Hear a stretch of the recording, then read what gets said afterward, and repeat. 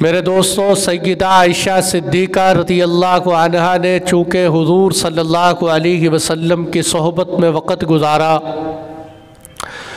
اور تمام کی تمام ازواج مطہرات یہ سمجھتی تھی کہ حضور صلی اللہ علیہ وسلم کی زندگی یہ ایک کائنات کے لیے عملی نمونہ ہے، تو انہوں نے حضور صلی اللہ علیہ وسلم کی اداؤں کو محفوظ کیا اور اس امانت کو امت تک ایسے پہنچایا جیسے پہنچانے کا حق ہے۔ چنانچہ بہت سے فتاوی جات حضرت عائشہ صدیقہ رضی اللہ عنہا سے مروی ہیں، اور لوگ آپ سے حضور صلی اللہ علیہ وسلم کی خانگی زندگی کے بارے میں سوالات کرتے تو آپ بڑے بے تکلفانہ انداز میں اس کا جواب دیتی۔ جیسے حضرت اسود رحمۃ اللہ علیہ فرماتے کہ میں حضرت عائشہ رضی اللہ عنہا کے پاس گیا، میں نے کہا بتائے حضور، باہر تو ہمارے سامنے رہتے، حضور گھر کی زندگی کیسی گزارتے؟ کیونکہ ہم نے دیکھا ہے کہ بہت سارے لوگ باہر کی زندگی ان کی کچھ اور ہوتی ہے، ان کی گھریلو زندگی کچھ اور ہوتی ہے، تو ہمیں بتائیے کہ حضور صلی اللہ علیہ وسلم کی گھریلو زندگی کیسی تھی؟ اماں جان نے فرمایا کہ حضور صلی اللہ علیہ وسلم جب گھر تشریف لاتے تو گھر کے کام کاج میں مشغول ہو جاتے، اور جب نماز کا وقت ہوتا تو حضور نماز پڑھنے کے لیے چلے جاتے۔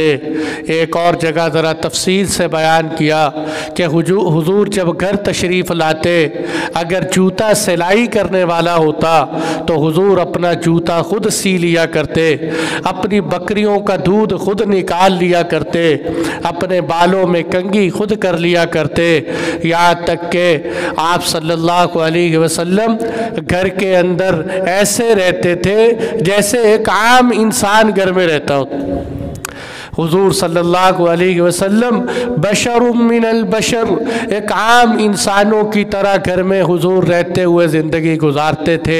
اور ایک جگہ آپ نے فرمایا کہ حضور صلی اللہ علیہ وسلم گھر کے اندر وتروں کی نماز پڑھتے تو وتروں کی نماز میں پہلی رکعت میں سبح اسم ربک الاعلی پڑھتے، دوسری رکعت میں قل یا ایھا الکافرون پڑھتے، اور تیسری رکعت میں قل هو اللہ احد پڑھتے۔ آپ نے یہ بھی بتایا، آپ سے پوچھا گیا کہ حضور صلی اللہ علیہ وسلم کے اخلاق و عادات کیسے تھے؟ اماں جان نے فرمایا کہ تم جانتے نہیں ہو کیا تم نے قرآن پڑھا ہے؟ انہوں نے کہا قرآن تو پڑھے۔ کہتے حضور کو دیکھنا ہو تو قرآن دیکھ لو۔ حضور صلی اللہ علیہ وسلم قرآن کی چلتی پھرتی تصویر، جو احکامات اللہ نے قرآن میں دیے، جو اخلاق اللہ نے قرآن میں نبھانے کا حکم دیا، اس سبھی اخلاق اور احکام کا عملی نقشہ تھے حضور صلی اللہ علیہ وسلم۔ کان خلقہ القرآن، حضور کو دیکھنا ہو تو قرآن دیکھ لو، قرآن بتائے گا حضور کے اخلاق کیسے تھے۔ اور قرآن کہتے وَإِنَّكَ لَعَلَىٰ خُلُقٍ عَظِيمٍ، اے پیغمبر آپ اخلاق کی اعلیٰ ترین چوٹیوں پر تھے۔ اللہ تعالیٰ نے ایسے حسن اخلاق آپ صلی اللہ علیہ وسلم کو عطا فرمائے۔ اماں جان کیا فرماتی ہیں؟ اماں فرماتی ہیں کبھی حضور صلی اللہ علیہ وسلم نے نہ اپنی کسی بیوی کو مارا اور نہ کبھی اپنے کسی خادم کو مارا، یہاں تک کہ اگر آپ سے کسی نے کوئی تکلیف آپ کو پہنچائی تو آپ نے اس سے انتقام بھی نہیں لیا۔ کسی کی تکلیف کا آپ صلی اللہ علیہ وسلم نے اس سے انتقام تک نہ لیا۔ ہاں میدان جہاد میں کفار کو مارتے تھے، یا کسی کو اگر کوئی غلطی کرتا تو اللہ کا قانون سمجھ کر اس کو سزا دیتے تھے، اس کے علاوہ کسی سے انتقام نہیں لیتے، نہ اپنی بیویوں کو مارتے تھے نہ اپنے خادموں کو مارتے تھے۔ اور آپ نے فرمایا حضور ایسے نہیں کہ جیسے لوگ باتوں پہ باتیں جوڑتے چلے جاتے ہیں، آپ صلی اللہ علیہ وسلم جب بات کرتے تو ایسی کھلی اور صاف بات کرتے کہ آپ کا ایک ایک کلمہ جدا جدا پتہ چلتا۔ آپ کی گفتگو ایسی ہوتی تھی کہ پاس بیٹھنے والا آپ کی ساری گفتگو کو محفوظ کر لیتا، آپ کی ساری باتیں اس کو سمجھ آ جاتی۔ ایک دفعہ حضرت غفیف صحابی رسول ہیں، وہ فرماتے ہیں کہ میں اماں جان کے پاس گیا، میں نے حضرت عائشہ صدیقہ رضی اللہ عنہا سے پوچھا، مجھے بتائیے کہ جب حضور صلی اللہ علیہ وسلم پر کبھی غسل واجب ہو جاتا تو آپ رات کے شروع حصے میں غسل کرتے یا آپ رات کے آخری حصے میں غسل کرتے؟ اماں جان نے فرمایا کبھی حضور رات کے شروع میں غسل کر لیتے، کبھی رات کے آخری حصے میں غسل کر لیتے۔ تو کہتے میں نے کہا اللہ اکبر، الحمدللہ الذی جعل فی الامر سعۃ، اللہ کے لیے ساری تعریفیں کہ جس نے اس معاملے میں گنجائش رکھی کہ تم جو ہے لازمی نہیں کہ پہلے حصے میں ہی غسل کرنے، آخری حصے تک بھی غسل کر سکتے ہو۔ اللہ کا شکر ہے جس نے یہ آسانی پیدا کی۔ پھر میں نے پوچھا کہ حضور صلی اللہ علیہ وسلم وتر رات کے شروع حصے میں پڑھتے تھے یا رات کے آخری حصے میں پڑھتے؟ تو آپ نے فرمایا کبھی حضور رات کے شروع حصے میں پڑھ لیتے، کبھی رات کے آخری حصے میں پڑھ لیتے۔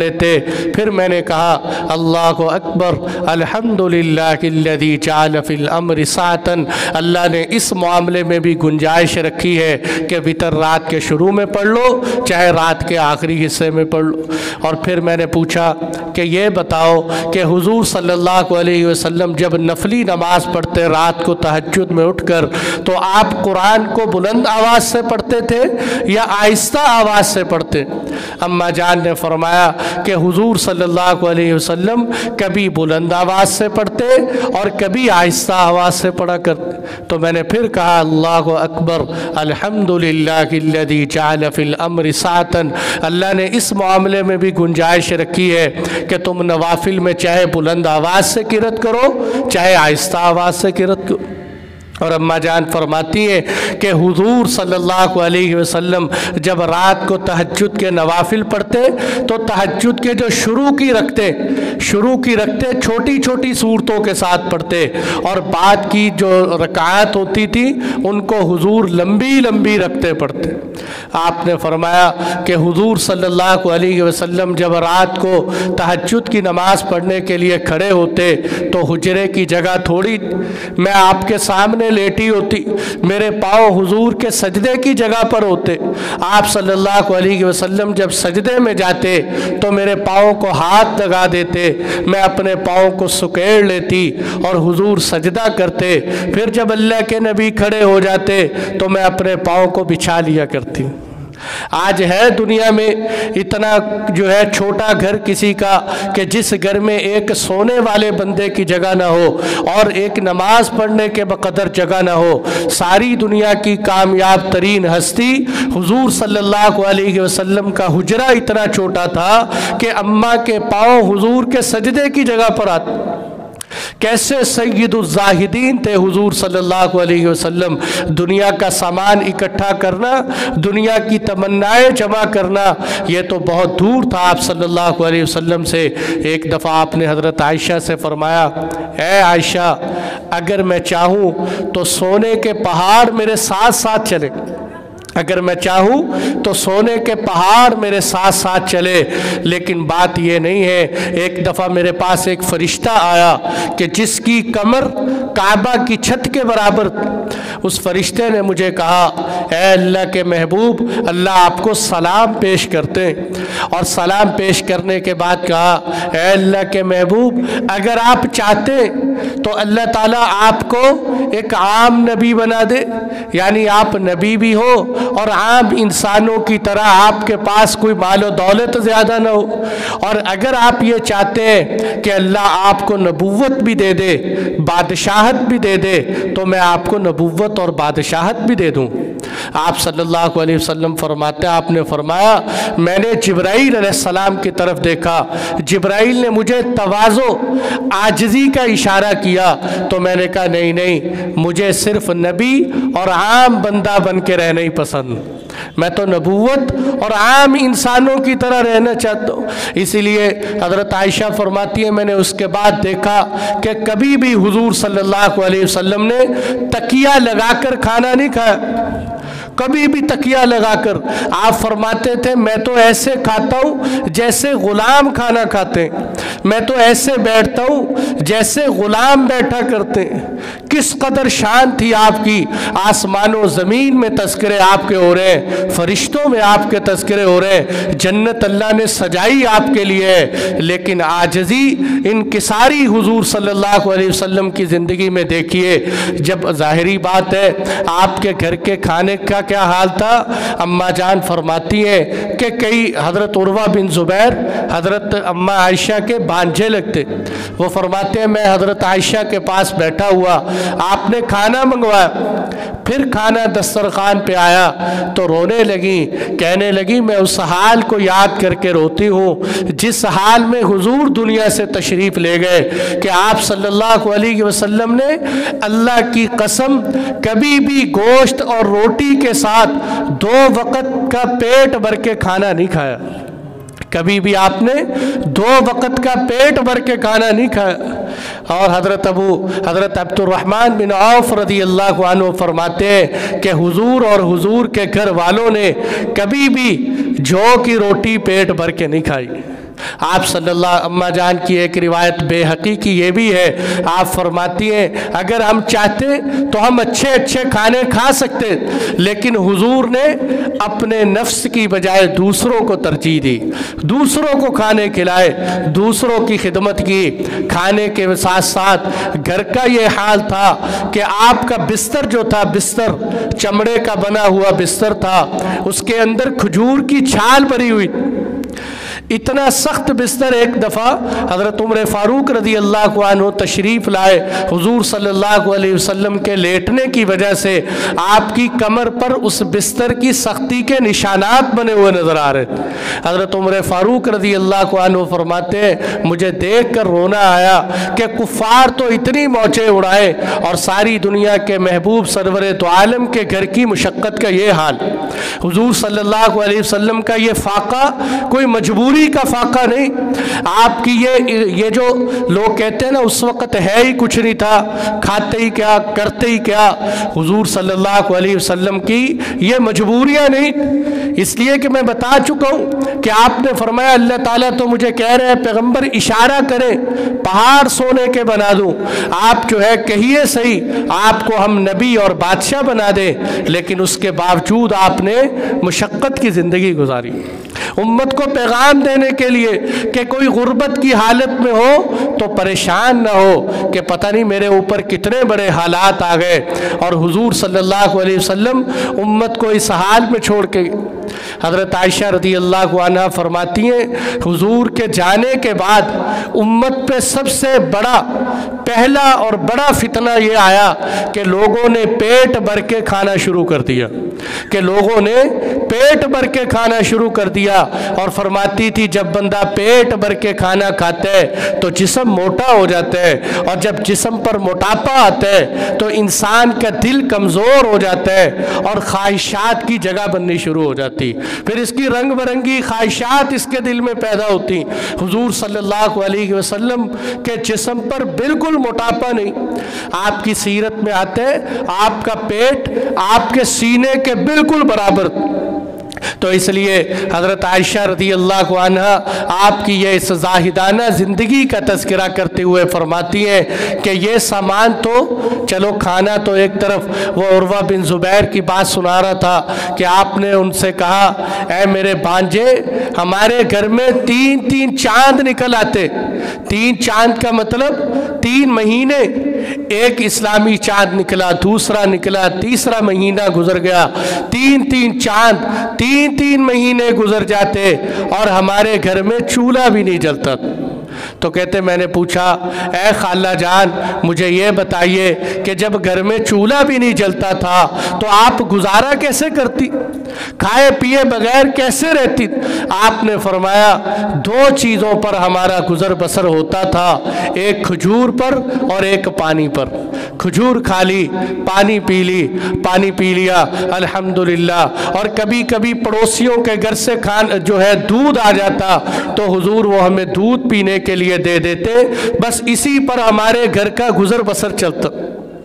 اس طرح کی زاہدانہ زندگی گزاری، اور اس کے باوجود حضرت عائشہ رضی اللہ عنہا کی سخاوت کا کیا حال کہ خود زاہدانہ زندگی گزاری، غریبوں والی فقیروں والی زندگی گزاری، لیکن سخاوت اتنی تھی کہ آپ اور آپ کی بہن حضرت اسما دونوں حضرت ابوبکر صدیق کی بیٹیاں تھیں، لیکن اللہ نے سخاوت میں ممتاز رکھی۔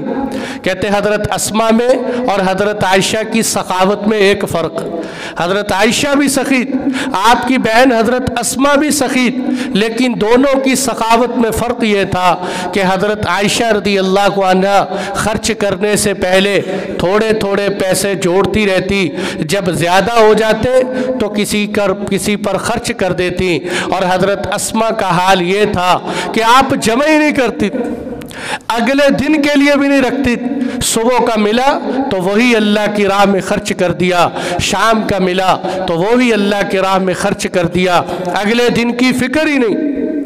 حضرت عبداللہ بن زبیر رضی اللہ عنہما فرماتے ہیں کہ میں نے ایک دفعہ اپنی خالہ حضرت عائشہ رضی اللہ عنہا کو 2 بورے بھیجے درہم دینار کی، جس کی قیمت 1,80,000 تھی۔ 1,80,000 کے 2 بورے میں نے اپنی خالہ کے پاس بھیجے۔ میری خالہ کا روزہ تھا، جیسے ہی وہ بورے ان کے پاس پہنچے آپ بیٹھ کر اس کو تقسیم کرنا شروع کر دیا، تقسیم کرتی رہیں۔ شام کو جب روزے کا وقت آیا تو آپ کے پاس 1 چونی بھی نہیں بچی، 1 درہم بھی نہیں بچا، وہ 1,86,87,000 سارے کا سارا اللہ کے راستے میں خرچ کر دیا۔ جب روزہ افطاری کرنے کی باری آئی تو آپ نے خادمہ سے کہا لاؤ کچھ افطاری کرے، وہ وہی زیتون کا تیل اور روٹی لے کر آئیں، کہنے لگی آپ کو تو پتا تھا کہ آپ کا روزہ ہے، تھوڑے سے پیسے بچا لیتی تاکہ ہم ان پیسوں کے ساتھ گوشت خرید کر آج گوشت سے افطاری کر۔ آپ نے فرمایا مجھے پتہ ہی نہیں چلا، جب میں خرچ کرنے بیٹھی اللہ تعالیٰ کے راستے میں مجھے یہ اس وقت یاد ہی نہیں رہا کہ میں کوئی پیسہ اپنے لیے بھی بچاؤں۔ کبھی یہ کیفیت میرے دوستو ہم پر بھی طاری ہوتی کہ بندہ دیتے ہوئے کہے مجھے دیتے وقت حساب کا پتہ نہیں چلا کہ میں نے اپنے پاس بھی کچھ رکھنے۔ کس قدر بڑی سخاوت اللہ تعالیٰ نے آپ کو عطا فرمائی۔ حضرت معاویہ رضی اللہ عنہ نے آپ کو ایک پلیٹ میں سونے کے موتی بھیجے، آپ کے پاس آئے، آپ نے آتے ہی ان موتیوں کو باقی ساری بیویوں میں تقسیم کر، حالانکہ لوگ سوکنے کہتے ہیں، سوکنوں کا اختلافات مشہور، لیکن ازواج مطہرات کی کیسی محبت تھی، آپ نے آتے ہی وہ سونے کے موتی ساری بیویوں میں حضور کی تقسیم فرماتے۔ یہ میرے دوستو اس وقت یہ ہوتا ہے جس وقت انسان کا ایمان اور یقین یہ ہو کہ اس دنیا میں جو مال میں کھا رہا ہوں یہ فنا ہو رہا ہے، جو اللہ کی راہ پہ دے رہا ہوں وہ مال میرا ہمیشہ باقی رہے۔ آپ صلی اللہ علیہ وسلم نے بکری ذبح کی، بکری ذبح کر کے آپ کی نیت یہ تھی کہ چلو آج بکری کا گوشت کھلاؤں ازواج مطہرات۔ جب حضور شام کو واپس آئے آپ نے فرمایا کہاں گئی بکری؟ حضور ساری بکری اللہ کے راستے میں تقسیم کر دی، سارا مال ہی اللہ کے راستے میں۔ آپ صلی اللہ علیہ وسلم نے فرمایا بہت اچھا کیا، ما عندکم ینفد وما عند اللہ باق، تمہارا وہ مال جو تمہارے پاس ہے یہ ایک نہ ایک دن ختم ہو جائے گا، اور تمہارا وہ مال جو اللہ کے پاس چلا گیا وہ ہمیشہ باقی رہے، وہ باقی رہے۔ تم نے بہت اچھا کیا ہے عائشہ، تم نے یہ سارا مال اللہ کے راستے پہ صدقہ کر۔ اتنی بڑی سخاوت۔ ایک دفعہ حضرت عبداللہ بن زبیر رضی اللہ عنہما نے سوچا کہ میں آج کے بعد اپنی خالہ کو سخاوت نہیں کر دے دوں، یہ سارے ہی مال خرچ کر دیتی، کچھ اپنے پاس بھی تو رکھنا چاہیے۔ کہنے لگے اگر میری خالہ میری بات سے باز نہ آئی تو میں زبردستی روکوں۔ وہ بات کہی، چلتے چلاتے حضرت عائشہ رضی اللہ عنہا کو بھی پتہ چلی۔ آپ نے قسم کھا لی کہ میرا بھتیجا مجھے بانجا سخاوت سے روکتے، اللہ کی قسم آج کے بعد اس سے کبھی بات نہیں کروں، یہ کیوں مجھے اس نے روکا اس بات سے۔ حضرت عبداللہ بن زبیر بعد میں منتیں کرتے، سماجت کرتے اور کئی صحابہ کو سفارشی بنا کر لے کے گئے کہ آپ مجھے معاف کر دیں، آئندہ کبھی ایسی بات نہیں کہوں۔ آپ نے معاف کیا اور پھر اپنی قسم کے کفارے میں، حالانکہ قرآن کیا کہتے ہیں، قسم کے کفارے میں ایک غلام آزاد کر دو تو کافی، لیکن آپ نے اس قسم کے کفارے میں 40 غلام آزاد کیے۔ سخاوت سے روکا تھا اور بڑھا دی سخاوت، 40 غلام اللہ کے راستے پہ صدقہ کیے، اور ہر وقت روتی رہتی تھی کہ پتہ نہیں مجھ سے میری قسم ٹوٹ گئی، میرے اس گناہ کا کفارہ بھی ہوگا یا نہیں۔ تو اس قدر اللہ تعالیٰ نے آپ کے اندر سخاوت اور عبادت کا یہ حال تھا کہ آپ صلی اللہ علیہ وسلم کی صحبت میں رہ کر چونکہ عبادت سیکھی تھی، آپ چاشت کے نوافل بڑے اہتمام سے پڑھتے۔ اشراق، صبح فجر کی نماز کے بعد، سورج نکلنے کے بعد جو ہے اشراق کے نوافل، اشراق کے بعد چاشت کے نوافل ہوتے۔ اماں جان چاشت کے نوافل اس قدر 8 رکعت چاشت کے نوافل پڑھتی، اور آپ فرماتی تھی اگر میرے والدین بھی قبر سے اٹھ کے آ جائے تو میں تب بھی ان نوافل کو نہیں چھوڑوں، اور فرماتی تھی کہ میں ان نوافل کا ہمیشہ اہتمام کروں۔ حضرت عروہ بن زبیر فرماتے ہیں میری عادت یہ تھی کہ میں جب صبح کو گھر سے نکلتا تو میں اپنی خالہ سے جا کے ملاقات کرتا اور پھر میں بازار جاتا۔ ایک دن میں گھر گیا تو اماں جان کھڑی چاشت کے نوافل پڑھ رہی، میں کھڑا رہا انتظار کرتا رہا کہ اماں جان فارغ ہوں گی، چلو میں مل کے جاؤں۔ میں کھڑا تھک گیا لیکن اماں کا قیام ختم نہیں ہوا، آپ کھڑی اللہ کے سامنے روتی رہی، نوافل پڑھتی رہی دیر۔ میں بازار گیا، میں نے بازار کے کام کاج نمٹائے، جب وہاں سے فارغ ہو کے گھر آیا تو دیکھا اماں پھر اسی حالت میں کھڑی نفل پڑھ رہی ہیں اور اللہ کے سامنے رو رہی۔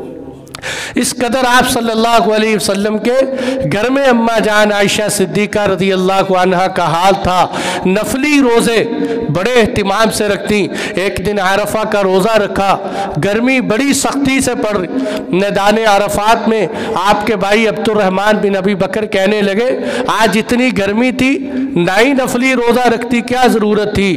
آپ نے کہا کون ہوتے ہو مجھے نفلی روزے سے روکنے والے، جبکہ میں نے حضور سے یہ سنا ہے کہ جو شخص عرفہ کے ایک دن کا روزہ رکھے اللہ اس کے 1 سال کے گناہ معاف کر دیتے۔ میں کیوں چھوڑ دوں عرفہ کا روزہ، میں عرفہ کا روزہ رکھ کے رہوں۔ اس قدر عبادات پہ اللہ تعالیٰ نے حرص عطا فرمائی تھی۔ پھر اللہ تعالیٰ نے آپ کو فضائل اور صفات بھی بڑی عطا فرمائی، کیونکہ جو ہے صفات اتنی تو مقام بھی اللہ کے ہاں بڑا، ویسے تو یہ بھی بہت بڑا مقام ہے۔ حضرت مسروق تابعی تھے، وہ جب حضور صلی اللہ علیہ وسلم کی کوئی حدیث بیان کرتے، ایسی حدیث جو حضرت عائشہ سے مروی ہوتی، تو ان الفاظ میں کہتے ان عائشہ الصدیقۃ بنت الصدیق ابنۃ الصدیق حبیبۃ حبیب اللہ۔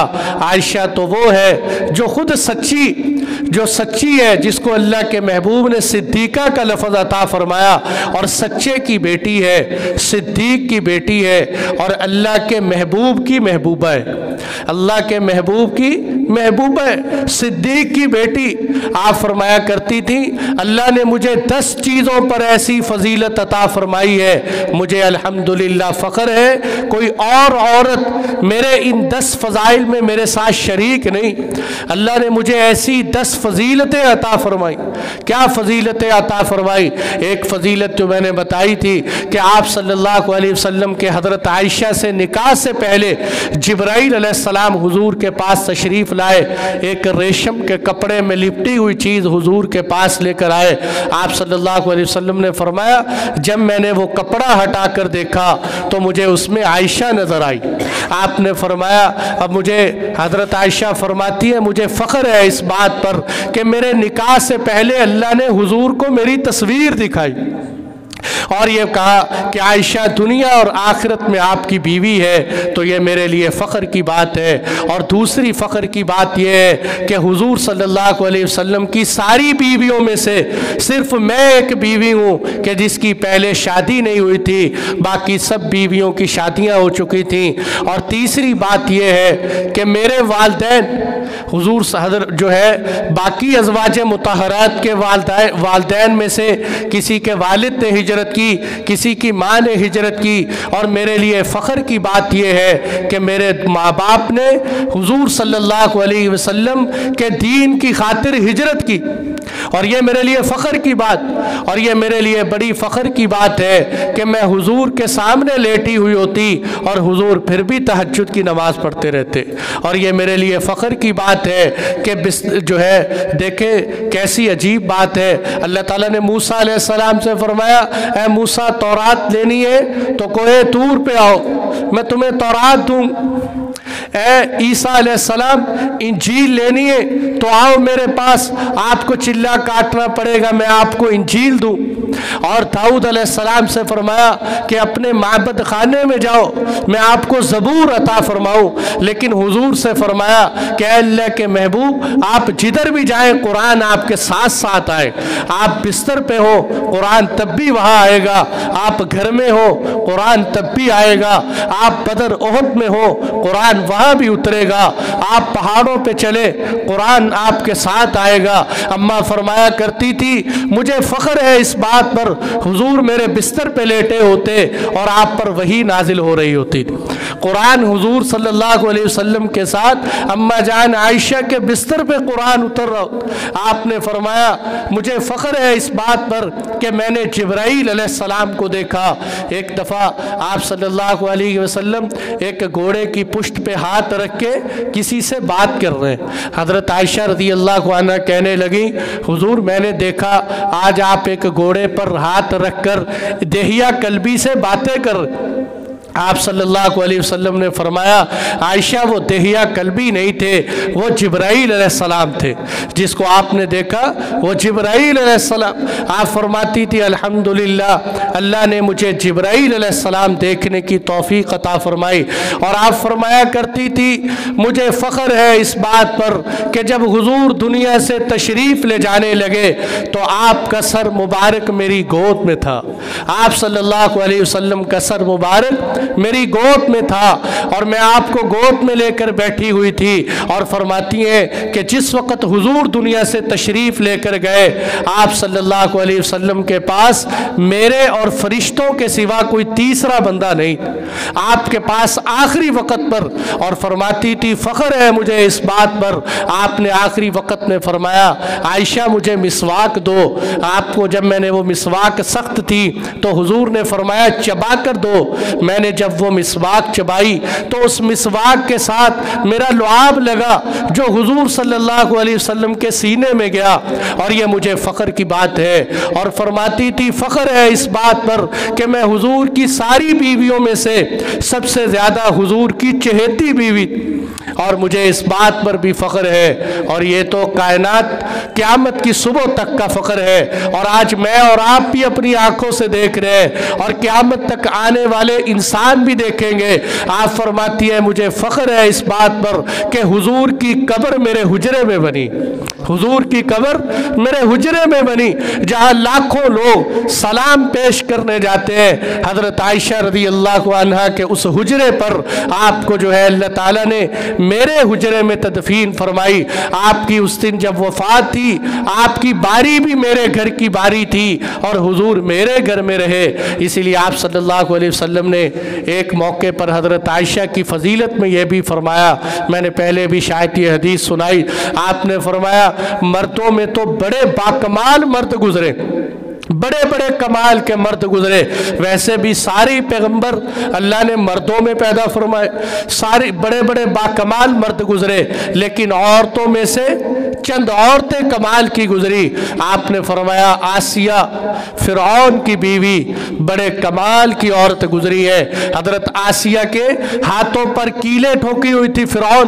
व फिरऔन ज़िल औताद, कुरान कहता है फिरौन जो है ये मेखों वाला, इसकी सजा देने का तरीका ये था कि ये दीवार के साथ खड़ा करके हाथों और पाँव में कीले ठोक देते।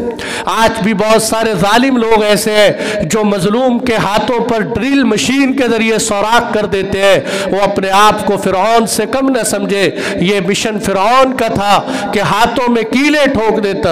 हजरत आसिया जो बादशाह की बीवी और तख्त पे बैठने वाली, लेकिन जब इस्लाम कबूल किया फिरौन ने कहा तौबा कर ले, वापस आ जा, वरना बड़ी खतरनाक सजा दूं। हजरत आसिया औरत है, आपको दीवार के साथ खड़ा करके आपके हाथों और पाँव में कीले ठोक। हजरत आसिया बीबी आसिया ने वही दुआ मांगी। उन्होंने कहा या अल्लाह अब तो फिरौन के जुल्म बड़े हो गए, या अल्लाह अब तो मुझे तू अपने पास बुला ले, ऐ अल्लाह मुझे अपने पास ना बुलाना। कुरान ने यह दुआ बीबी आसिया की बयान की है, रब्बी बनी ली इंदक बैतन फिल जन्ना व नज्जिनी मिन फिरऔन व अमलिही व नज्जिनी मिनल कौमिज़ ज़ालिमीन। ऐ अल्लाह मुझे फिरौन के जुल्म से निजात अता फरमा, इन जालिमों से निजात अता फरमा। या अल्लाह जन्नत में मुझे घर देना, लेकिन सिर्फ घर न देना, अपने पास घर देना जो तेरा सबसे आला घर हो। और ये तो आप जानते हैं कि जन्नत में सबसे आला घर तो हुजूर के ही हो सकते। तो अल्लाह ताला ने फरमाया कि ऐ हुजूर आसिया को तेरी बीवी बनाकर जन्नत में भेजूं। दुनिया में फिरौन की बीवी रही, जुल्म बर्दाश्त किए, क़यामत के दिन ये सुनहरा एजाज़ मिलेगा कि हुजूर की बीवी बनाया जाएगा हजरत आसिया। आपने फरमाया आसिया फिरौन की बीवी। और दूसरे नंबर पर हजरत ईसा अलैहिस्सलाम की वालिदा हजरत मरियम कमाल की औरत गुजरी है। और आपने फरमाया मेरी बेटी फातिमा तुज़ ज़हरा भी कमाल की औरत गुजरी है। और मेरी सबसे पहली बीवी खदीजा तुज़ ज़हरा भी कमाल की बीवी गुजरी है। और ये मेरी जो है बीवी हजरत आयशा भी कमाल की औरत गुजरी। आपने एक हदीस में फरमाया अल्लाह ने हजरत आयशा को सारी औरतों पर ऐसे फजीलत अता फरमाई है जैसे सरीद को खाने पर फजीलत होती। सरीद कहते ये गोश्त वाला शोरबा जो होते हैं उसमें रोटी के छोटे छोटे टुकड़े करने को अरब सरीद कहते। हमारे यहाँ लोग इसको चूरी और मुख्तलिफ अल्फाज बोलते हैं। अरबों के यहाँ सरीद खाने का सरदार समझी जाती। आपने समझाने के लिए फरमाया अल्लाह ने आयशा को औरतों पर ऐसे फजीलत अता फरमाई है जैसे सरीद को खाने पर फजीलत हासिल।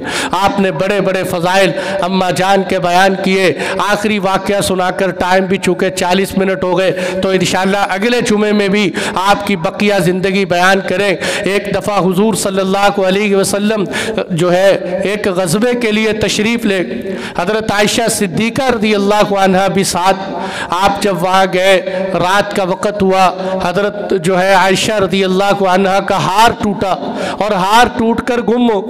अब तलाश कर रहे हार कहाँ है। आपने फरमाया सारा काफ़िला ठहरा रहे, जब तक हजरत आयशा का हार नहीं मिलेगा हम यहाँ से रवाना नहीं। अब सारी रात इंतज़ार करते करते जब सुबह हुई, सुबह के वक़्त फजर की नमाज का वक़्त हो, सहाबा किराम ने देखा कि हम तो ऐसे जंगल में ठहरे हुए हैं, यहाँ पानी भी नहीं, हमारी तो फजर की नमाज चली जाए, अब क्या बने। आके हज़रत अबू बकर सिद्दीक़ रज़ियल्लाहु अन्हु को बाज़ साहबा ने कहा कि देखो आपकी बेटी ने हुजूर को भी रोका और हमें भी रोका, कैसी गफलत है, हार गुम किया। हज़रत अबू बकर सिद्दीक़ रज़ियल्लाहु अन्हु को भी गुस्सा। आप गए, आपने देखा कि हज़रत आयशा बैठी हुई और हुजूर सल्लल्लाहु अलैहि वसल्लम ने अपना सर मुबारक हज़रत आयशा की रान पर रख कर सोए हुए। आपने गुस्से में जाकर हज़रत आयशा को डांटा और एक थप्पड़ भी मारा। अम्मा जान आयशा रज़ियल्लाहु अन्हा आपके इस गुस्से को सुनती रही, लेकिन हिली नहीं। इस वजह से कि कहीं मैं हिल गई तो हुजूर की नींद ख़राब ना हो जाए, आपको तकलीफ़ ना पहुँचे। आप बैठी रहीं। काफ़ी देर बाद जब आप सल्लल्लाहु अलैहि वसल्लम उठे और अल्लाह की शान देखिए कि अल्लाह ताला ने कुरान की आयतें उतारी और कहा है महबूब अगर आज के बाद पानी ना मिले तो तयम्मुम कर लिया करो, पानी ना मिले तो तयम्मुम कर लिया करो। हज़रत उसैद बिन हुज़ैर फरमाते हैं ऐ अबू बकर के घराने वालों, तुम अल्लाह के यहाँ बड़े मुबारक लोग हो, अल्लाह ने तुम्हारी वजह से मुसलमानों को तयम्मुम का हुक्म दिया, तुम्हारी वजह से मुसलमानों को तयम्मुम की सहूलत मिली। जो कुछ कहा सुना गया, अल्लाह ताला हम सबको अमल की तौफीक अता